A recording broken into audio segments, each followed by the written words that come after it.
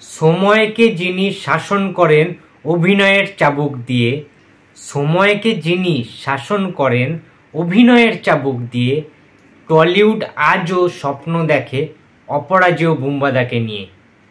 আজকে 30শে সেপ্টেম্বর, আজকে একটি বিশেষ দিন। তোমরা সবাই জানো যে আজকের আমাদের সবার প্রিয় মনের মানুষ, সবার কাছের মানুষ, আমাদের অমর সঙ্গী, আমাদের এভারগ্রিন নায়ক, মিস্টার ইন্ডাস্ট্রি, টলিউডের সায়েন্সা প্রসেনজিৎ চট্টোপাধ্যায়ের জন্মদিন। এবং তোমরা সবাই জানো প্রায় প্রত্যেকেই যে আমি প্রসেনজিতের কত বড় একজন বিগেস্ট ফ্যান, এবং প্রসেনজিৎ আমার আইডল, আমার ইন্সপিরেশন, আমার অনুপ্রেরণা, আমার এভরিথিং।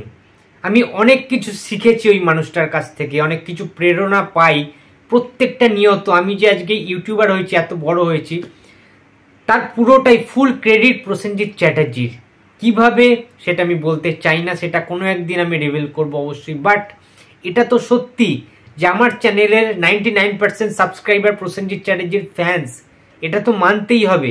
আমি প্রথম অনেক কারোর ভিডিও বানিয়েছি, বাট কোনো সময় অনেকে সমালোচনা করতেই পারে যে অর্পণ হয়তো প্রসেনজিতের ফ্যান, প্রসেনজিৎকে একটু বেশি প্রায়োরিটি দেয়, প্রসেনজিতের 5-8 ফ্যান। ওয়েল, আমি সবই মেনে নিয়েছি কিন্তু যে কোনো ভিডিওতে। বাট এটা বলতে কোনো দ্বিধা নেই যে আজকের 30শে সেপ্টেম্বর, আজকে আমি মন খুলে কথা বলবো দাদাকে নিয়ে, বুম্বাদাকে নিয়ে। কারণ বুম্বাদা ছাড়া আজকের বাংলা ফিল্ম ইন্ডাস্ট্রি টিকে থাকতো না, শ্মশানে পরিণত হতো। আজকে যে এত বড় বড় নায়করা আসছেন, অনেক নতুন নতুন নায়কদের উন্নতি হচ্ছে, তাদেরকে দেখতে পাচ্ছি, নতুন মুখরা আজকে টলিউডে রাজত্ব করছে, এটা কিন্তু সম্ভব হতো না যদি না সেই উত্তম পরবর্তী যুগে প্রসেনজিৎ চ্যাটার্জি হালটা নিজের কাঁধে না ধরতেন, তাহলে কিন্তু এটা সম্ভব হতো না। যে টাইমটাতে মহানায়ক উত্তম কুমার মারা গিয়েছিলেন, তারপর থেকে কিন্তু বাংলা ফিল্ম ইন্ডাস্ট্রির হাল খুবই খারাপ হয়েছিল, তোমরা সবাই জানো। সেই টাইমে একের পর এক হিট সিনেমা দিয়ে নিজেকে প্রতিষ্ঠিত করা, এটা কিন্তু মুখের কথা নয়।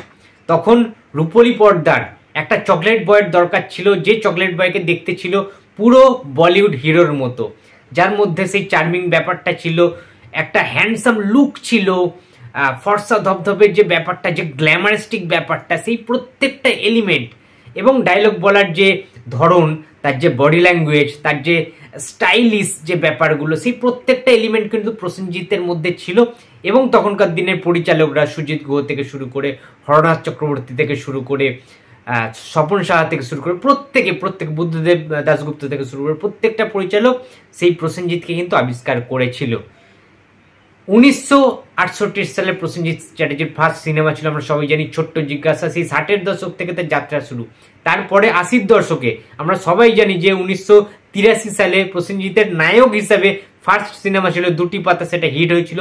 বাট প্রসেনজিৎ হিসেবে, মানে ওই যে ফ্যান, ওই যে সিটি মারা, হাততালি মারা, গুরু গুরু বলে যে জয়ধ্বনি, ওই মুভমেন্টটা, ওই যে মোমেন্টামটা, ওটা কিন্তু পেয়েছিল বুম্বাদা 1987 সালে অমর সঙ্গী সিনেমার পর থেকে, যেটা ডাইরেকশনে ছিলেন সুজিত গুহ। সুতরাং প্রসেনজিৎ চ্যাটার্জি প্রত্যেকটা যুগে ফিরে এসছেন ফিনিক্স পাখির মতো বারবার।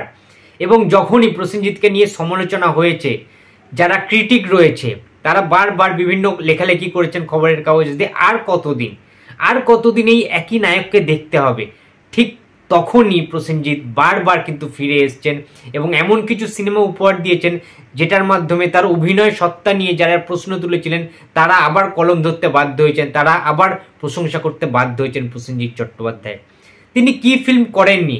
ভিলেনের ক্যারেক্টার করেছেন, নায়কের ক্যারেক্টার করেছেন, চাকরের রোল করেছেন, সাইড রোল করেছেন, বাবার রোল করেছেন, ঠাকুরদার রোল করেছেন, নায়কের রোল করেছেন, খলনায়কের রোল করেছেন। কি চরিত্র করেননি বুম্বাদা?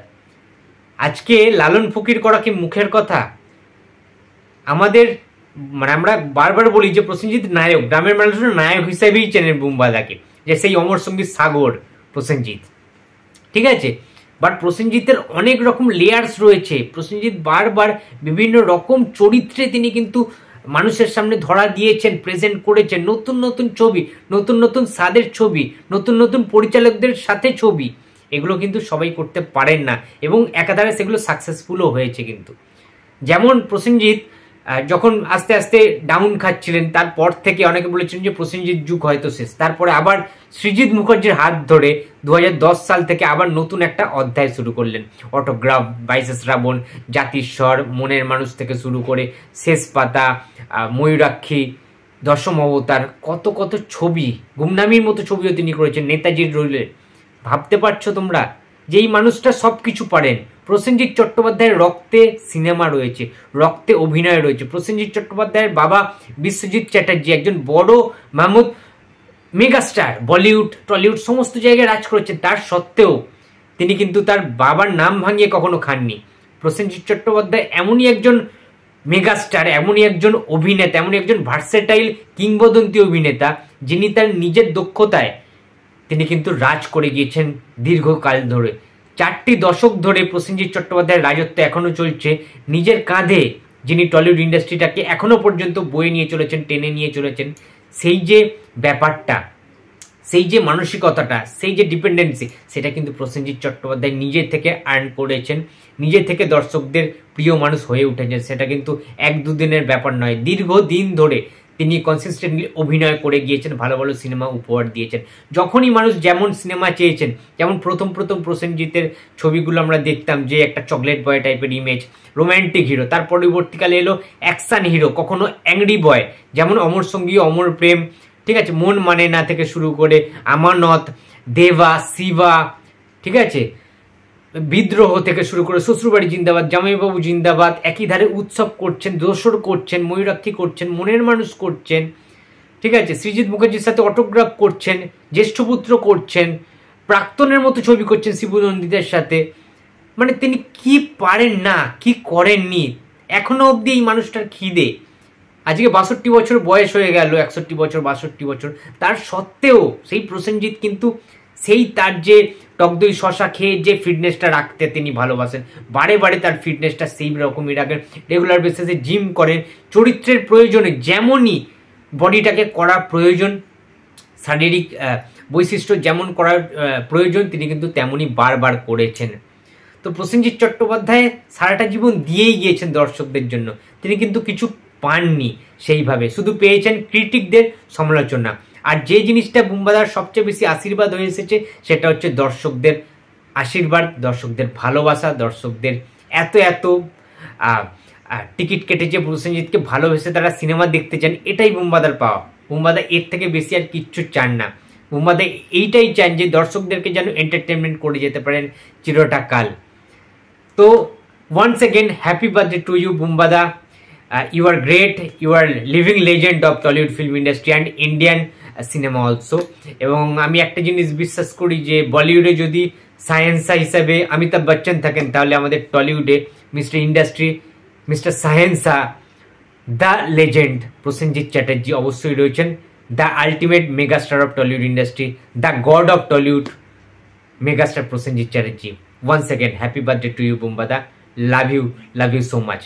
তুমি চিরকাল ভালো থেকো, সুস্থ থেকো এবং আরো ভালো ভালো ছবি আমাদের উপহার দিয়ে যেও। বুম্বাদার জন্মদিন বলে কথা, আজকে একটা গান শোনাবো না তাই কখন হয়? সবাই প্লিজ ক্ষমা করে দিও, আমি তো গায়ক নই, বাট আজকে যেহেতু আমার আইডলের জন্মদিন, তাই এই ছোট্ট 2 লাইন গাইছি আমার বুম্বাদার জন্য।